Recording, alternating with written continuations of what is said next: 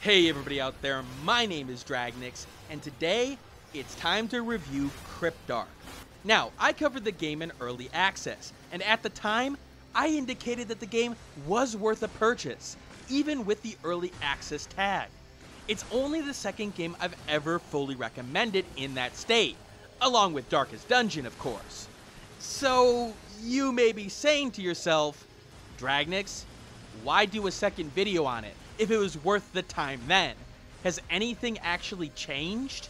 Aren't you basically just getting more bang for buck for the $14.99 that you spend on this game now that it's out of early access?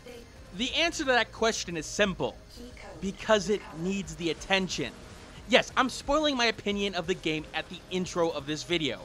In fact, here's the score. It's a solid buy unless you're hurting for cash. Oh, I should also mention that I got a key from the developer for the purposes of review at the time I did the early access video. That won't change my opinion that I just gave in the end, but you should know that because of FTC guidelines, as well as the whole morals thing, you know? But obviously I'm not going to stop there, because that's not what this channel is about. It's about the detail and matching games to you. One note before I begin though, this isn't going to be my typical review video, mostly because Cryptark is so heavily weighted in the gameplay area. Sure, presentation plays a small part, but I'm not going to split the review into sections here. Consider this an experiment with my format. To begin, Cryptark is a 2D roguelike top-down shooter. Sorta. Kinda. Even though you've seen the elements of Cryptark in games and the genre before, I found that Cryptark played a bit differently than what I'd expect out of the genre. The closest game I've covered on the channel like it would be Galaxy, but even then, that generalization doesn't really do Cryptark justice. There's a couple of different modes that the game presents, but let's start with the main campaign mode, as it's the most representative of the basic gameplay. Your job is simple: make tons of money. Specifically, you've been contacted by an ominous corporation to secure the Cryptark, a mysterious payload of valuable xenotechnology. So, of course, this game follows in the footsteps of games like Desert Bus, right? Where you just travel across the galaxy, ready to find and deliver a collection of things to a location. Right? Well, of course not, because that would be silly. There will be guns, there will be firefights, and there will be massive explosions. Megumin would approve. However, the Cryptark isn't exactly marked on any intergalactic map after all, as someone would have probably picked it up by now to gain its extreme treasures if that were the case. So, you'll have to search the remnants of other fleets with active defenses to find its location. You have to do that by staying in the black as well, as you use your earned money scavenging those areas to buy new weapons, hull armor, and various other needed items to continue your journey. You lose your run if you go into the red at any point, unable to continue scavenging as your contract with this mysterious corporation gets cut off. Within the campaign, you'll be presented with 4 ships to salvage from, each having a variety of defenses and optional objectives put in front of you that can earn you some extra cash. But pay attention to the modules on the one you eventually choose to scavenge, as that will determine how you need to go about getting to the core of the ship and destroying it. This leads to the main gameplay, finding a way to destroy the cores of those wrecks you come across to get that valuable information that you need. To do that, the game procedurally generates a broken down ship with various defenses and hazards that you'll have to get through. Now, of course you could make a beeline for the cores and hope to take them out before anything else goes wrong, but each individual defensive element adds to this challenge in some unique way. And it's where the brilliance of Cryptark's interconnected design starts to show. For example, alarm systems when triggered will alert all local enemies in the area, making the space that much more crowded and dangerous, threatening your precious hull health meter. Now, you could ignore that module entirely, as the system is laser-based and only goes off if you recklessly trip into them. So slow and steady wins this race, right? But then you may have drone factories present, which will create more enemies as time goes on, asking you to get to it and destroy it rather quickly. So you need to go fast to get to that module. But you may not be able to get to that module easily, as various doors will be locked within the structure, which can be opened via keys you get from key terminals or via defeating the lock system. This leads to the first thing you really need to understand about Cryptark. Over everything else, the shooting, the dodging, the melee, your run will be dictated by the path that you take and what specific modules you target. The combination of the time limit enforced with the secondary objectives will help mold the path of how selectively aggressive you need to be. And there's a ton of fun for strategy players out there due to this.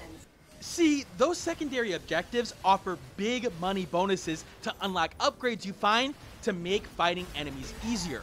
And what's really smartly designed about these objectives is that the strategy is so interconnected to it. Take keeping repair nodes alive to scavenge at the end for a money bonus, for example. A slow and steady progression won't work in this case, as by the time you get to the next node to destroy it, the one you just destroyed was repaired. Either you ignore that objective entirely, or realize that you need to be speedy, and maybe your loadout you choose at the start of your run conforms to that goal. At times, some of those objectives can seem ridiculous at first. A 3-hull max when certain enemies can almost one-shot you at that health? I looked at that objective and considered it broken at first. But then when I started to realize what upgrades I was getting and finding, and how I could make a 3-hull loadout work with multiple use health packs and shield upgrades, I started to see that no, it was definitely doable if I had the right equipment. I just had to adapt my playstyle. However, I realized that talking about the strengths of the strategy and choices means nothing without talking about the actual combat elements involved. So let's focus on that. Your mech that you fly has 4 weapon slots and 4 utility slots to configure whatever type of mech you want. Now, in your first run, you'll only have 1 mech and some basic items to choose from. But as you unlock the game's artifacts and spend them, you'll be able to get different ones with different base abilities and weapons available at the start. My favorite, of course, being the mech with a flamethrower, because I have an unhealthy obsession with burning things. Once you choose your mech, this game allows you to move in 360 degrees, and aim in 360 degrees as well when fighting enemies. This means that you'll probably want to play with a controller, just because of the usual dual stick configuration on them. The keyboard and mouse controls do work, however, PC players, but it was obvious to me with the 4 weapon slots being so easy to use on the 4 main back buttons of my 360 controller, and the need for precision movement in all directions at times, that the controller was definitely the best option here. Combat is simple on the surface. Avoid damage and do damage yourself to enemies and modules. The gameplay of pretty much every top-down shooter out there. The controls here, however, feel right for each mech, whether it's speedy or slow and defensive oriented, giving you just enough control to allow you for some precision, but not enough where bad decision making can constantly be overcome with quick reactions. Again, one of the themes of this review is how well the game balances its different mechanics, and this is no exception. Skill is important, of course, but it does not overshadow strategy. Enemy design also helps this a bit, as it's got a good but not great amount of variety from the get-go. Whether it be a spiral wheel of death launching itself toward you, or a swarm of worms trying to devour your soul, you have enough tools at your disposal regardless of your build, but not to the point where you can be reckless.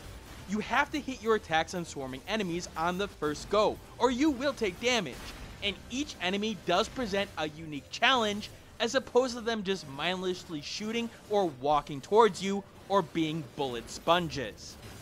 That leads to what I love about Cryptark. Its weaponry and its utility items are actually varied and different. It isn't just a typical set of lasers with various flavors of speed and power.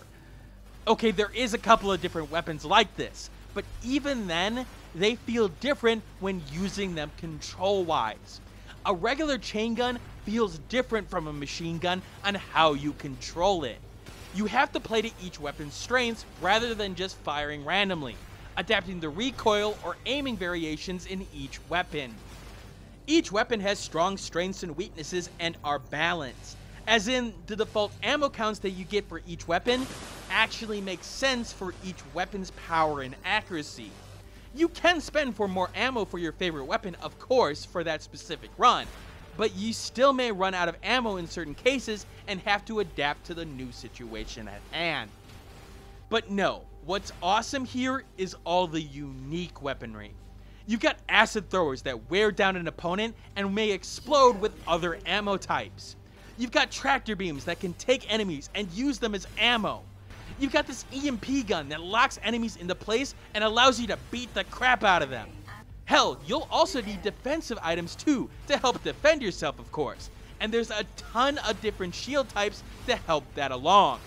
When it comes to weapons, when it comes to shields, when it comes to items in this game, variety is the spice of this game's life. And let me tell you, it's fun finding a new weapon and just going to town with it. And let's circle back to the strategy here. Your loadout needs to be able to take care of all these different situations that I mentioned before. Going with all high-powered weapons won't work, as you'll run out of ammo quickly on smaller enemies that are hard to hit. You'll need something that'll work up close, whether it be a chain gun with a lot of bullets, or just a melee attack of all things.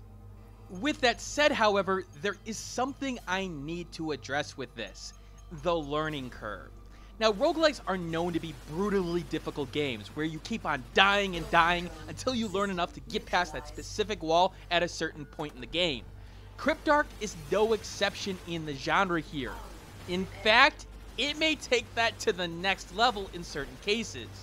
Again, with the strength of the varied weaponry here, and really having to use them for an extended period of time to master them, and the amount of different weapons you can find in configurations of your loadout, you can find yourself spinning your wheels for a long time in this game, to the point where you may want to put the controller down in frustration. If you're the type of player who gets frustrated easily, Cryptark is not for you. That's a dehancer and will come up later in the review. Now, you're probably saying to yourself at this point, Dragnix, you're 12 minutes into this video, and you haven't indicated any weaknesses of Cryptark. Sure, the roguelike portion's there, but that's sort of what you're getting into when you come into this genre. And yet, you also know that I gave it a solid buy score at the start of this review, not a must-purchase score. So what's the game's problems? Well, that's the weird part about Cryptark in my mind. Don't get me wrong, the game does have some reasonable weaknesses. The music, for example, while being thematically appropriate, just doesn't stand out compared to anything else. In fact, it's rather weak. Listen for yourself here.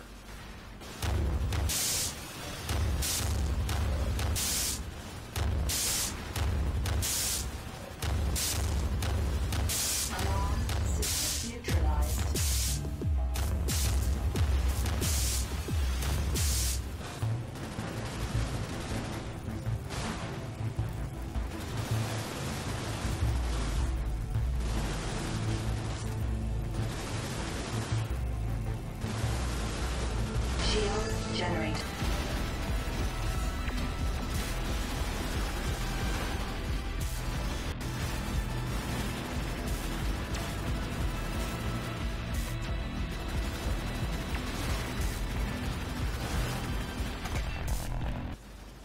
But in the same breath, that weakness semi becomes a strength in this game. The lack of quality music is annoying, I know, but it allows you to hear a lot more of the good sound design that the game has. Whether it be the explosion of a grenade and the shrapnel tearing things apart, or the lack of sound when you're outside in the vacuum of space, the lack of the music's quality enhances the regular sound design. It's like a jobber in wrestling. It's almost like the music's purpose is to make the sound look strong. Don't think it's just that either. Take the visuals, for example. When you look at the detail of the actual models and visuals, they may not be entirely impressive, but there's a lot of work put into 90% of each individual element here. You zoom in on your mech, you can get a lot of secondary storytelling elements there.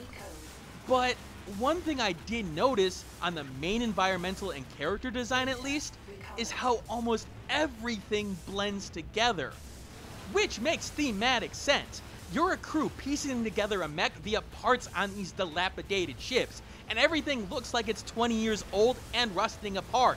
Of course everything would look the same. And normally, despite the thematic sense within the game, I'd usually hold parts of that design against the game, because it can be hard to see what is an enemy you've destroyed here and what is not. Enemies can blend into the background and surprise you rather easily, to the point where you are squinting your eyes trying to see if there's an enemy around the corner. But then I circle back to the strength of the very combat and realize that's only a subset of the enemies here, and there's a reason for those enemies to be blended in, to punish recklessness. Again, that's something that you have to adapt to in terms of the combat, as certain areas do have more of these types of enemies than others. In a vacuum, I'd consider it a weakness, but altogether, it turns into this weird semi-strength. I will say, however, that even though the game doesn't advertise anything of the sort, I was disappointed by the lack of storytelling. Now, you get some with the artifacts that you discovered that'll tell you about the world you're in, and you get some cool characters that serve a purpose on your ship that you want to know more about. But really, that's it. When I said this game is for the gameplay, I meant it. Also, performance-wise, I really saw no problems when it came to in-game performance, as the game ran at a pretty solid 60 FPS. Small drops here and there with large amounts of enemies on screen, but nothing where it detracted from the gameplay at all. I will say that took a while to determine, because some of the footage when I initially got it, I don't know what the game was doing in terms of visuals, but sometimes it looked like a smaller frame rate than it actually was showing on screen, at least with my in-game tools. I will say that though, if you're having trouble watching this video, even though it's been 16 minutes in, and you're finding yourself getting sick, there's probably a reason for that, and it has something to do with the visuals in question here. I'd avoid it if you're having trouble watching this video. As for options, you got bindable keys, resolutions up to 4K, controller support, adjustments to mouse sensitivity, and music and sound sliders. Really, for a smaller indie game, there's a good selection of options here, even if the graphics options are minor at best, as you can see with me running through the menus here. But there is one downside that no matter what, the game does have a problem with, and it comes when you actually get through a run as a whole and find the Cryptark.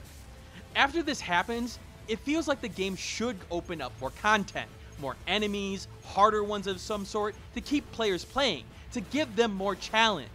Sure, you could still play the regular mode, going for a high score and money, but most games at this point up the ante with higher difficulties or unlocking new items and areas. But it doesn't. And the fact that you've learned so much and got accustomed to the game's tricks, it loses a bit of its appeal then, which in a roguelike is a big problem, as one of the biggest elements of that genre is replayability. Remember back, I said there was good enemy variety in the game here, for example, but I didn't say it was great. The procedural generation is good in its randomization, but it could have been better with more unlocks after the game is over. Yeah, sure, you got a different mode where you're completely reliant on what you find in the environment weapon-wise, and don't have loadout selections at the start of a run. But that base gameplay is still the same enough that it really doesn't make that big of a difference, even if it affects the strategy a little bit. There are other minor complaints I have about how the map system's pathfinding algorithm sometimes goes into left field, and some really nitpicky portions on how the acid weapon goo, for example, isn't shiny enough to get across its power. But really, they pale in comparison to the gameplay portions. so I'll leave them only as slight mentions here. They did affect the score 1 or 2 points in combination, but that's about it. In conclusion, Cryptark, when it's running on all cylinders and you're still in the learning curve process, you won't want to put this game down. It's challenging in the right ways, forcing you to adapt to the situation, while testing your skill in the top-down shooter at every corner. The developers understood their core design here, and each element of the game seems to work together in harmony. And yes, while I wanted more when I beat the game in terms of challenge after the fact, there is a lot of different content here when it comes to the game's combat, in particular the weapon system. Really, the only thing that holds it back is that endgame, and it's the only reason it got knocked out of day 1 buy territory. Nevertheless, Cryptark is worth the price of admission here, coming in at an 88 out of 100, making it a solid buy unless you're hurting for cash. But as always, you need to take into account my enhancer system, which takes the more subjective taste in a gamer's wants and needs and puts them into a scoring system to add to the more objective focused main score. If you fall into one of these categories strongly, and I mean strongly, then add or subtract the enhancer to the main score. If the first digit changes, apply my main scoring template to see where the game falls for you now. As you can see with these enhancers, this game is an interesting one when it comes to them. And well, to be honest, I can see people being all over the place score-wise here. Anyway, that's it for this review. And if you're wondering what's next on the channel, you may want to watch my channel update that I released last Friday, which of course has a giveaway of games like Persona 5 with it, and will end this Friday. There you can vote on what I cover over the next few months. Anyway, like always, I won't ask anything of you other than one thing. Leave your honest feedback in the comments section below. I could ask you to sub and like and whatnot, but those items will come if I become a better creator, and I can do that most effectively with your guys' direct feedback. Does my humor suck? Tell me directly, and no, I won't get butthurt and ban you. I'll appreciate it, and especially for this video, which is a little bit different than my normal review structure. Anyway, I'll see you then, and as always, keep on gaming.